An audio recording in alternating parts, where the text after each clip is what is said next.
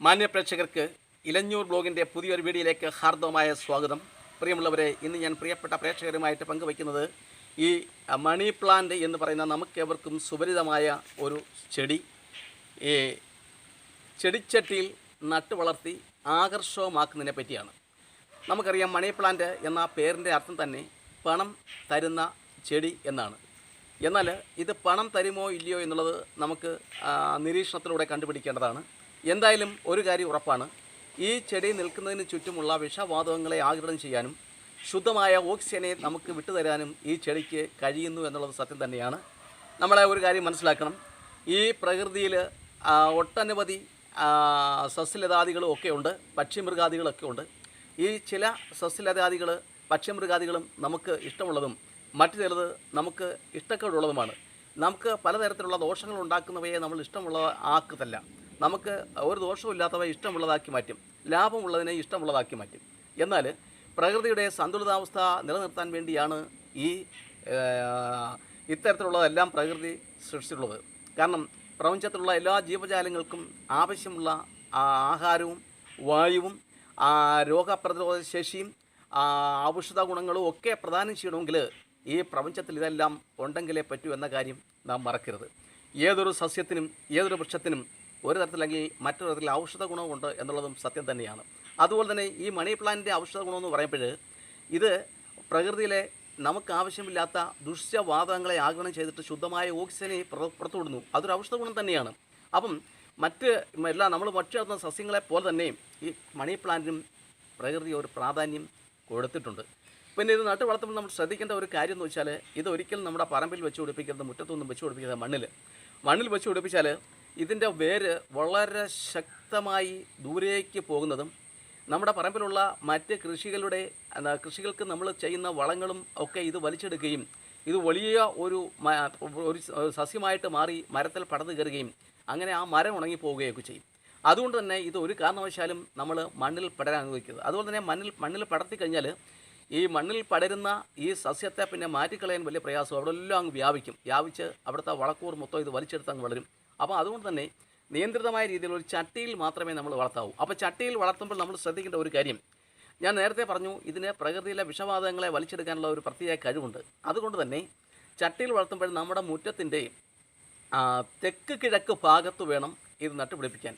കാരണം കിഴക്ക് നിന്ന് വരുന്ന ആ കാറ്റ് ഒരു പക്ഷേ ഏതെങ്കിലും തരത്തിലുള്ള വിഷവാതകങ്ങളെ കൊണ്ടുവരുവാണെങ്കിൽ ആ വിഷവാതകങ്ങളെ ആഗിരണം ചെയ്ത് ശുദ്ധമായ ഓക്സിജനെ ഇത് പുറത്തേക്ക് വിടും. ഒപ്പം തെക്കുനിന്ന് പലപ്പോഴും തെക്കുനിന്ന് കാറ്റടിക്കാറില്ല. അപ്പോൾ തെക്ക് ഭാഗത്തിൻ്റെ ഒരു പ്രശ്നം വെച്ചാൽ അവിടെ നിൽക്കുന്ന വിഷവാതകങ്ങളൊക്കെ കുറേ നേരം അവിടെ ചലനമില്ലാതെ നിൽക്കും. അതായത് അവിടുന്ന് കുറച്ച് നേരത്തേക്ക് മാറിപ്പോകത്തില്ല. അതുകൊണ്ട് തന്നെ ഇതിൻ്റെ ശക്തി, അതായത് ഇത് പുറത്തേക്ക് വിടുന്ന ഊർജം, പോസിറ്റീവ് എനർജി തെക്ക് ഭാഗം, നമ്മുടെ വീടിൻ്റെ തെക്ക് ഭാഗത്ത് കുറേ നേരം നിലനിൽക്കുകയും അങ്ങനെ ചുറ്റുപാടും വീടിൻ്റെ ചുറ്റും ഒരു പോസിറ്റീവ് ഊർജം നിലനിർത്താനും ഇതിന് സാധിക്കുന്നു എന്നുള്ളത് സത്യമാണ്. ഒരു പക്ഷേ ഇതൊക്കെ ആയിരിക്കാം ഇത് പണം കൊണ്ടുവരും എന്ന് പറഞ്ഞ്. എന്തായാലും ഒരു മൂട് മണി പ്ലാന്റ് മറ്റ് ചെടികളോടൊപ്പം തന്നെ നമുക്ക് വെച്ച് പിടിപ്പിച്ച് ഞാൻ ഈ പറഞ്ഞ ദിക്കിൽ വയ്ക്കുന്നത് ഉത്തമമാണ്. അപ്പം നമുക്ക് എങ്ങനെയാണ് ഈ മണി പ്ലാന്റ് വച്ചു പിടിപ്പിക്കാൻ നോക്കാം. മണി പ്ലാന്റിന് ഒരു കാരണവശാലും വളം ഒന്നും ചേർക്കേണ്ട കാര്യമില്ല. പക്ഷേ പലരും പറയുന്നുണ്ട് വളം ചേർക്കണമെന്ന്. ഒരു കാരണവശാലും വളം ചേർക്കേണ്ട കാര്യമില്ല. കാരണം ഇതിൻ്റെ വളം എന്ന് പറയുന്നത് നമ്മുടെ പ്രകൃതിയിലെ ദുഷിച്ച വാതകങ്ങളാണ്. നമ്മൾ പുറത്തേക്ക് വിടുന്ന ഉച്ഛ്വാസവായു ഉൾപ്പെടെയുള്ള ദുഷിച്ചവാതകങ്ങളാണ് മണി പ്ലാന്റിൻ്റെ ഭക്ഷണമെന്ന് പറയുന്നത്. അതുകൊണ്ട് ഒരു കാരണവശാലും നമ്മൾ ഇത് വളമിട്ട് കൊടുക്കേണ്ട. പിന്നെ ഇതിനാവശ്യം വെള്ളമാണ്. വെള്ളം അത്യാവശ്യമാണ്. എല്ലാ ദിവസവും മഴയില്ലാത്ത ദിവസങ്ങളിൽ നമ്മൾ വെള്ളം ഒഴിച്ചു കൊടുക്കണം. പിന്നെ പ്രത്യേകം ശ്രദ്ധിക്കേണ്ട ഒരു കാര്യം എന്ന് വെച്ചാൽ, ഇതിന് കഠിനമായ ചൂടിനെ താങ്ങാനുള്ള കഴിവില്ല. കാരണം നമ്മൾ ചട്ടിയിലാണ് വളർത്തുന്നതെങ്കിൽ നമ്മൾ ഒഴിച്ചു കൊടുക്കുന്ന വെള്ളം മാത്രമേ ഇതിന് ലഭിക്കുന്നുള്ളൂ. അതുകൊണ്ട് തന്നെ വെള്ളം നമ്മൾ കൃത്യമായിട്ട് ഒഴിച്ചു കൊടുക്കുക എന്നുള്ള കാര്യങ്ങൾ മാത്രമേ ഉള്ളൂ. പിന്നെ മറ്റൊരു കാര്യം എന്ന് വെച്ചാൽ, ഒരുപാട് തഴച്ച് വളരുന്ന, നമ്മൾ വളമൊക്കെ ചെയ്ത് ഒരുപാട് തഴച്ച് വളരുന്നേ ഇതിൻ്റെ ഇലയുടെ സൗന്ദര്യത്തിന് മാറ്റം ഉണ്ടാവും. കാരണം ഇതിൻ്റെ ഇല നമുക്കറിയാം, വിവിധ വർണ്ണങ്ങൾ, വിവിധ രീതിയിലുള്ള നിറങ്ങൾ ഇതിൻ്റെ ഇലയിലുണ്ടാവും. അത് നല്ല രീതിയിൽ നിൽക്കണമെങ്കിൽ വളമില്ലാതെ തന്നെ ചെറിയ ഇലകളായിട്ട് വളരണം. പിന്നെ മറ്റൊന്ന്, ഇത് ചില പാമ്പും ഒക്കെ കയറിയിരിക്കാനുള്ള സാധ്യതയുണ്ട്. തഴച്ച് വളരുവാണെങ്കിൽ, ഇത് മുറ്റത്തൊക്കെയാണ് വെക്കുന്നതെങ്കിൽ പാമ്പൊക്കെ കയറിയിരിക്കാനുള്ള സാധ്യതയുണ്ട്. അപ്പോൾ അതുകൊണ്ട് തന്നെ ചെറിയ ഇലകളും ഒരുപാട് വള്ളികളും ഇല്ലാതെ വളർത്തുന്നതാണ് നല്ലത്. വിവിധ തരങ്ങളിലുള്ള വിവിധ ഇനങ്ങളിൽപ്പെട്ട മണി പ്ലാന്റുകൾ ഇപ്പോൾ ലഭ്യമാണ്. അപ്പോൾ കഴിയുന്നു ഇതൊക്കെ വില കൊടുക്കാതെ തന്നെ നമ്മൾ വാങ്ങിച്ച് നമ്മുടെ ചെടിത്തോട്ടത്തിൽ വെക്കുന്നതാണ് നല്ലത്. എന്തായാലും നമുക്ക് ഇതെങ്ങനെയാണ് ഞാൻ നടുന്നത് എന്ന് നമുക്ക് പരിശോധിക്കാം. തീർച്ചയായിട്ടും ഇത്തരത്തിലുള്ള അറിവുകൾ ശേഖരിക്കാനും അത് പങ്കുവെക്കാനും പ്രിയമുള്ളവരെ നിങ്ങൾക്ക് ഇഷ്ടമെങ്കിൽ ആദ്യമാണ് ഞങ്ങളുടെ യൂട്യൂബ് ചാനൽ കാണുന്നതെങ്കിൽ ദയവായി ലൈക്ക് ചെയ്യുക, ഷെയർ ചെയ്യുക, സബ്സ്ക്രൈബ് ചെയ്യുക. അതുപോലെ തന്നെ നാളിതുവരെ പൂർണ്ണ പിന്തുണയും സഹായ സഹകരണങ്ങൾ കൊണ്ടിരിക്കുന്ന എല്ലാ ബഹുമാനപ്പെട്ട പ്രേക്ഷകർക്കും ഞാൻ കൃത്യമായ നന്ദി അറിയിക്കുകയാണ്. അപ്പോൾ നമുക്ക് എങ്ങനെയാണ് ഇത് ചട്ടിയിൽ നടുന്നതെന്ന് കാണിക്കാം. അപ്പോൾ ഇതാണ് ചട്ടി. അപ്പം നമ്മൾ ചെയ്യേണ്ടത് വെച്ചാൽ ഈ മണി പ്ലാന്റ് എന്ന് പറയുമ്പോൾ അഴുക്കില്ലാത്ത രീതിയിൽ യാതൊരു പൊടിപടലങ്ങളും അഴുക്കില്ലാത്ത രീതിയിൽ വേണം നമ്മളിത് നടാൻ. ഇപ്പോൾ ഈ വള്ളികൾ ഭംഗിയായിട്ട് കഴുകി വൃത്തിയാക്കിയ വള്ളിയാണ്. അതിനുശേഷം നമ്മൾ ചെയ്യേണ്ടതെന്ന് വെച്ചാൽ ഇത് ഒരു സിമൻറ്റ് ചട്ടിയാണ്. ഈ സിമൻറ്റ് ചട്ടിക്കകത്ത് ഇത് നോക്കിയാട്ടെ, ഇത് PVC പൈപ്പിലെ ഇഴക്കയർ ചുറ്റിയതാണ്. നല്ല രീതിയിൽ PVC പൈപ്പിൽ ഇഴക്കയർ ചുറ്റിയത് എന്തിനാണെന്ന് വെച്ചാൽ ഈ മണി പ്ലാന്റിൻ്റെ കാല് ഇത് ഉറച്ച് പിടിച്ചിരിക്കാൻ വേണ്ടിയാണ്. PVC പൈപ്പ് മാത്രമാവുന്നതിനെ പിടിച്ചിരിക്കത്തില്ല. അപ്പോൾ നമ്മൾ ഇതിങ്ങനെ അങ്ങ് ഇറക്കി വെച്ചു. ഇങ്ങനെ ഇറക്കി വെച്ചതിന് ശേഷം നമ്മൾ ആദ്യം ചെയ്യുന്നത് വെച്ചാൽ ഇതേപോലെ ചെറിയ മെറ്റൽ, ഏറ്റവും ചെറുതല്ല, ഈ ചെറിയ മെറ്റൽ നമ്മൾ ഒന്ന് ഇതിനകത്തോട്ട് വാരിയിടുന്നു, കുറച്ച് വാരിയിടുന്നു.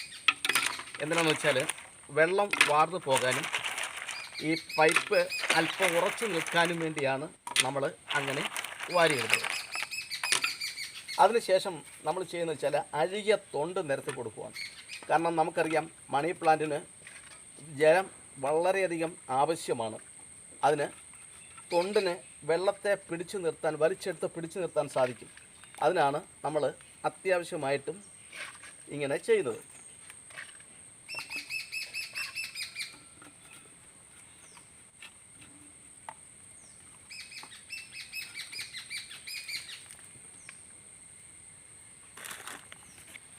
നമ്മളിപ്പോൾ ചെയ്തത് ആദ്യം കുറേ പൈപ്പ് താത്തു വെച്ചു.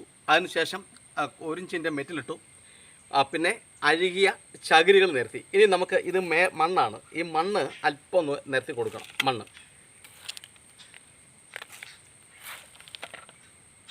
ഇതുവരെ വളമൊന്നും തന്നെ ഇട്ടിട്ടില്ല. ഞാൻ വളം ഇടുകയില്ല. വളം ഇടുന്നതിനോട് എനിക്ക് വിയോജിപ്പൊന്നുമില്ല. പക്ഷേ ഞാൻ വളം ഇടാത്ത രീതിയിലാണ് കൃഷി ചെയ്യുന്നത്. ഈ മണി പ്ലാന്റ് ഉൾപ്പെടെയുള്ള മണി പ്ലാന്റിന് വളം വേണ്ട എന്നുള്ള നിരീക്ഷണമാണ് എനിക്കുള്ളത്. അതുകൊണ്ട് തന്നെ ആണ് ഞാൻ വളം ഇടാതിരിക്കുന്നത്. ഇനി നമുക്ക് ചെയ്യേണ്ടത് നമ്മൾ തയ്യാറാക്കി വച്ചിരിക്കുന്ന ഈ മണി പ്ലാന്റിൻ്റെ വള്ളി നമുക്ക് ഒന്നൊന്നായിട്ട് വച്ചു പിടിപ്പിക്കണം.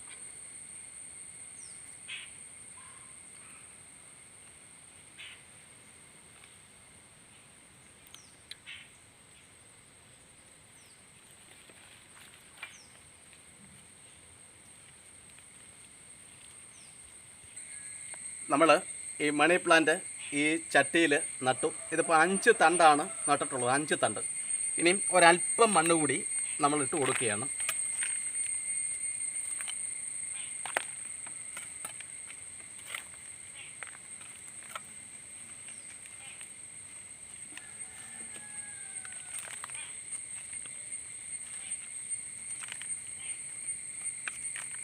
അപ്പോൾ നമുക്ക് ഇതിൻ്റെ കുറച്ച് ഇലകൾ നീക്കം ചെയ്യണം.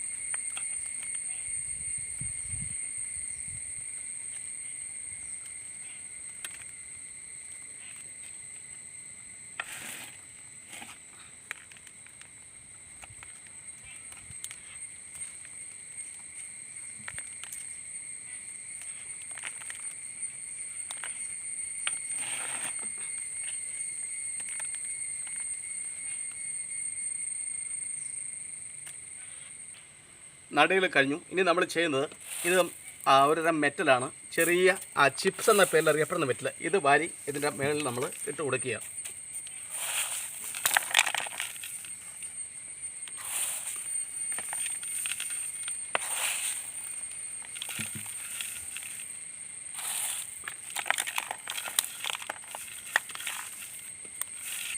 പ്രിയ സുഹൃത്തുക്കളെ, നമ്മൾ മണി പ്ലാന്റിലെ നടയിൽ പൂർത്തിയായി.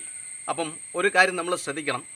ഇത്തരത്തിൽ ഒരു മണി പ്ലാന്റ് നട്ട് പിടിപ്പിച്ച് തെക്ക് കിഴക്ക് അഭിമുഖമായി വീടിന് വെച്ചതിന് ശേഷം എനിക്ക് പണം ലഭിക്കും. എനിക്ക് ഈ മണി പ്ലാന്റിൽ നിന്നും പണം ലഭിക്കും. എനിക്ക് വിവിധ മാർഗങ്ങളിലൂടെ പണം വന്നു ചേരും. ഈ പ്രപഞ്ചത്തിൽ നിന്നും എനിക്ക് പണം വന്നു ചേരും. എന്ന ഒരു ചിന്ത നമ്മുടെ മനസ്സിൽ ശക്തമാക്കുക. തീർച്ചയായിട്ടും നമ്മുടെ ഉപബോധ മനസ്സ്, നമുക്ക് 2 തലമുണ്ട് മനസ്സിന്, ബോധതലവും ഉപബോധതലവും.